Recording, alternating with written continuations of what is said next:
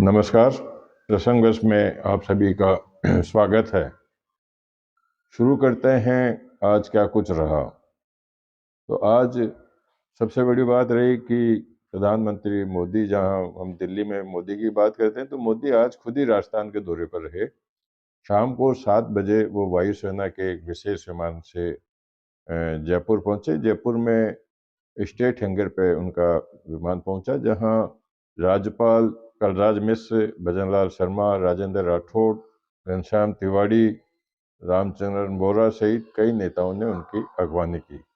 सबसे बड़ी बात है कि मोदी का 2 दिन पहले कार्यक्रम तय हो गया था कि वो एयरपोर्ट से सीधे, मतलब राजस्थान के जो स्टेट हैंगर से सीधे भाजपा मुख्यालय पर जाएंगे। तो भाजपा मुख्यालय पर अभूतपूर्व सजावट की गई। वो वीडियो आपको दिखाएंगे कि किस प्रकार से बहुत ही सुंदर और आकर्षक रूप से भाजपा मुख्यालय को सजाया गया था। मोदी वहाँ पहुंचे। मोदी ने वहाँ सत्ता और संगठन की संयुक्त बैठक ली। उस बैठक में बैठक शुरू होने से पहले भाजपा प्रदेश अध्यक्ष सीपी जोशी ने स्वागत भाषण पढ़ा। वहीं मुख्यमंत्री भजनलाल शर्मा ने एक घोषणा की, जिसके 2 दिन 3 दिन पहले भी एक खबर बताई थी कि जो इंदिरा रसोई चल रही है, जिसमें 8 रुपए में खाना दिया जाता है, उसको कुछ सुधार करने की बात थी। तो उसमें आज नया मोड़ जब आ गया, जब भजनलाल शर्मा ने प्रधानमंत्री के समक्ष घोषणा की कि इंदिरा रसोई योजना का नाम अब श्री अन्नपूर्णा रसोई रखा जाएगा। खाना 8 रुपए में मिलेगा, लेकिन खाने में मोटा अनाज दिया जाएगा, मतलब पौष्टिक आहार दिया जाएगा। तो ये सबसे बड़ी बात रही। और इसको लेकर के प्रधानमंत्री नरेंद्र मोदी ने जो वहाँ मंत्री, विधायक और जो भाजपा संगठन के पदाधिकारी थे, उनको नसीहत दी कि वे जन सेवक के रूप में कार्य करें और जनता के बीच में अच्छा संदेश जाए, इस तरह का व्यवहार करें। साथ ही उन्होंने सबसे बड़ी बात ये कही कि भाजपा कार्यकर्ताओं का भी विशेष ध्यान रखा जाना चाहिए, उनको नज़रअंदाज नहीं किया जाना चाहिए। लगभग 3 घंटे तक वो भाजपा मुख्यालय में रहे, जहां उन्होंने अपनी बात की और संवाद भी किया उन्होंने। लेकिन इसके ठीक विपरीत अमित शाह दोपहर में ही जयपुर पहुंच गए थे, जहां से कुछ देर बाद में वे सीधे आरईसी सेंटर पहुंचे, जहां उन्होंने डीजी आईजी कॉन्फ्रेंस की शुरुआत की। और वो प्रधानमंत्री कल सुबह 8:30 बजे आरईसी सेंटर जाएंगे, जहां डीजी आईजी कॉन्फ्रेंस में शामिल होंगे। आज रात को प्रधानमंत्री का राजभवन में ही विश्राम करने का कार्यक्रम है। कल भी वो वहीं रहेंगे और परसों 3:30 4 बजे वो दिल्ली लौट जाएंगे। तो बात करते हैं कि जब बैठक हो रही थी भाजपा मुख्यालय में, तो पूर्व मुख्यमंत्री वसुंधरा राजे की अनुपस्थिति उसमें चर्चा का विषय रही। 113 विधायक रहे थे, लेकिन विधानसभा अध्यक्ष वासुदेव देवनानी और पूर्व मुख्यमंत्री वसुंधरा राजे वहाँ नहीं पहुंची। वसुंधरा राजे के लिए बताया कि वे अस्वस्थ हैं, दिल्ली में उपचार दे रही हैं, जहाँ जिसकी जानकारी उन्होंने सीएमओ, पीएमओ और राष्ट्र भाजपा के जो प्रदेश अध्यक्ष हैं उनको उसकी जानकारी भी दे दी थी। तो ये सारी बातें रही प्रधानमंत्री को लेकर के। और बात अब करते हैं कि ईडी रोज चर्चा में रहती है। तो ईडी की एक टीम आज सुबह पश्चिमी बंगाल के 24 परगना क्षेत्र में राशन घोटाले की जांच करने के लिए शहजाद शेख के आवास पर गई थी। वहाँ कुछ ठिकानों पर वो छापेमारी कर रही थी, लेकिन शेख के लगभग 200 से अधिक समर्थकों ने उन पर हमला कर दिया। सुरक्षा कर्मियों पर भी हमला कर दिया ईडी की टीम पर, उनकी गाड़ियों में भी तोड़फोड़ की। लेकिन पुलिस ने तुरंत कार्रवाई करते हुए शेख को गिरफ्तार कर लिया।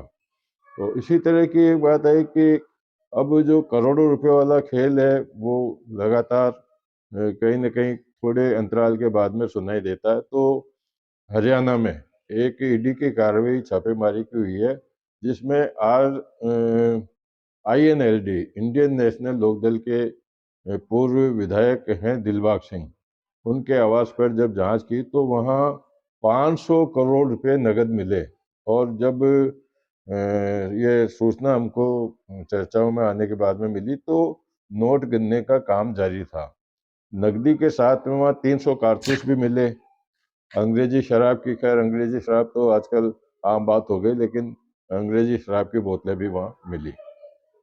अब बात करेंगे कि मंत्रिमंडल की बात क्यों नहीं हो रही है। तो राजस्थान का जो मंत्रिमंडल गठन होने के बाद में विधायक मंत्रियों के विभागों का बंटवारा आज हो गया, जिसको लेकर के राजेंद्र राठौड़ ने कहा कि मंत्रिमंडल हर वर्ग के प्रतिनिधित्व के साथ में, हर क्षेत्र के प्रतिनिधित्व के साथ में और बैलेंस बना के किया गया है। जो विभागों का बंटवारा वो भी विभागों का बंटवारा। सबसे बड़ी बात है कि मुख्यमंत्री ने अपने पास में गृह मंत्रालय रखा है, वित्त मंत्रालय डिप्टी सीएम दिया कुमारी को दिया है। तो और अन्य ये अब क्योंकि खबर है भी काफी पुरानी पड़ गई, क्योंकि दोपहर में 4 बजे से ही चर्चाएं चालू हो गई थी कि किसको क्या मंत्रिमंडल मिला है, तो आप उससे अवगत भी हो चुके हैं, तो उसको रिपीट करने की कोई जरूरत नहीं है। अब बात कर लेते हैं, एक नई चौंकाने वाली बात है कि गुजरात के एक आईएएस अधिकारी हैं जेपी गुप्ता। वो रहने वाले थे दौसा जिले के राहवास के गांव के हैं, लेकिन वो 1991 बैच के आईएएस हैं, जिनकी प्रतिनियुक्ति राजस्थान में किए जाने के लिए गुजरात सरकार ने उनकी सेवाएं राजस्थान सरकार को दे दी है। समझा जाता है कि ये सब कुछ केंद्रीय नेतृत्व के इशारे पर किया गया है। और इसको लेकर के अब ये चर्चाएं हैं कि अब पूरा, क्योंकि सुधांशु पंत भी दिल्ली से आए हैं, हालांकि हैं यहीं के, लेकिन दिल्ली से आए। जेपी गुप्ता भी आए। जेपी गुप्ता को भी अब मुख्यमंत्री का एसीएस बनाया जा सकता है। तो कुल मिलाकर के अब चर्चाएं हैं कि पूरा जो प्रशासनिक तंत्र है वो दिल्ली के इशारे पर ही अब जिसमें जो भी कुछ भी फेरबदल होगा वो उसी से कुछ होगा। तो ये सारी बात हो गई प्रशासनिक तंत्र को लेकर के। दूसरी एक खबर अभी सुबह से ये मिल रही है, सोशल मीडिया पर है, हालांकि अधिकृत रूप से नहीं मिली है, लेकिन केंद्र सरकार ने एक आदेश जारी किया बताते हैं, जिसके अंदर आईसीयू में, जो आईसीयू में मरीजों को भर्ती किया जाता है, तो उसमें यह निर्देशित किया गया है कि अगर मरीज चाहेगा या मरीज का परिजन चाहेगा तो ही उसको आईसीयू में भर्ती किया जाएगा, अन्यथा कोई अस्पताल उसको उसमें भर्ती नहीं करेगा। और लेकिन विशेष परिस्थिति में कि जैसे किसी को दिल की बीमारी है, महामारी है, ऐसी स्थिति में चिकित्सा प्रशासन उनको आवश्यकता अनुसार भर्ती कर सकते हैं आईसीयू में।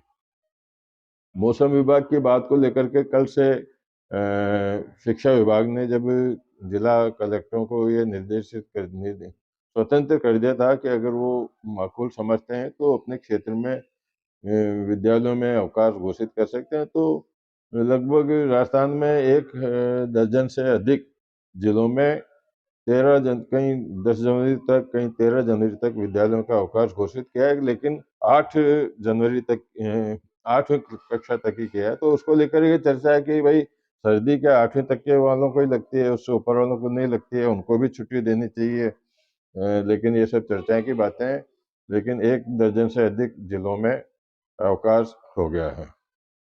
चलते चलते में बात मिली कि मुकेश अंबानी अब गौतम अंबानी से अरबपतियों में पीछे हो गए हैं। बताया जाता है कि अब 97.6 अरब डॉलर की संपत्ति से वे आगे हो गए हैं। वहीं मुकेश अंबानी 97 अरब की डॉलर की संपत्ति से अब 13वें नंबर पे है। तो वो 13 नंबर पे है, वो 12वें नंबर पे है, लेकिन है हिंदुस्तानी जो अरबपतियों की लिस्ट में है। बात कर लेते हैं मध्य प्रदेश की। आप कहोगे मध्य प्रदेश की बातें अक्सर क्यों आती है, तो मध्य प्रदेश की बात है कि मध्य प्रदेश में इंदौर, जो पूरे हिंदुस्तान में स्वच्छता के मामले में पिछली बार छक्का मार चुका था, अब 7वीं बार भी उसने, इंदौर ने ही स्वच्छता में पूरे हिंदुस्तान में पहला नंबर प्राप्त किया है, जिसको 11 जनवरी को उसको केंद्र में नगर निगम के मेयर और कुछ सफाई कर्मचारियों को स्वागत किया जाएगा, उनको पुरस्कार भी दिया जाएगा। इंदौर की बात करते हैं तो इंदौर में कार्तिक हैं जो एक घावक हैं, उन्होंने आज से 1008 किलोमीटर की इंदौर से अयोध्या तक की 22 जनवरी को जो अयोध्या में राम जन्मभूमि की प्राण प्रतिष्ठा का कार्यक्रम है, उसमें शामिल होने के लिए वे 1008 किलोमीटर तक दौड़ लगा करके वहां पहुंचेंगे। 14 दिनों में वो वहां पहुंचेंगे और इसके लिए आज कैलाश विजयवर्गीय जो मंत्री हैं मध्य प्रदेश सरकार के, उन्होंने उनको शुभकामनाएं दे करके और यात्रा उनकी शुरू कराई, जो दौड़ते हुए वहां पहुंचेंगे। अगली खबर भी इंदौर से ही है। इंदौर में राम जन्मभूमि को लेकर जो प्राण प्रतिष्ठा समारोह है, उसको लेकर के वहां 22 जनवरी को 1,08,00,000 दीपक जलाए जाएंगे एक संस्थाओं द्वारा, लेकिन अलग घरों में लगाएंगे वो बात अलग है, लेकिन 1,08,00,000 दीपक वहां लगाए जाएंगे। अब एक गुजरात से एक 108 फीट लंबा एक वाहन चल रहा है जो धूप बत्ती लेकर के चल रहा है, वो वीडियो भी आपको बताएंगे। वो वाहन आज अजमेर जिले में रहा। अजमेर जिले में पहुंचने पर उसका वहाँ काफी स्वागत भी हुआ। तो ये सारी चर्चाएं थी जो आज के इस कार्यक्रम में आपको मैंने अवगत कराया उनसे। कल फिर नई चर्चाओं के साथ में आपके सामने आऊंगा। तब तक के लिए नमस्कार।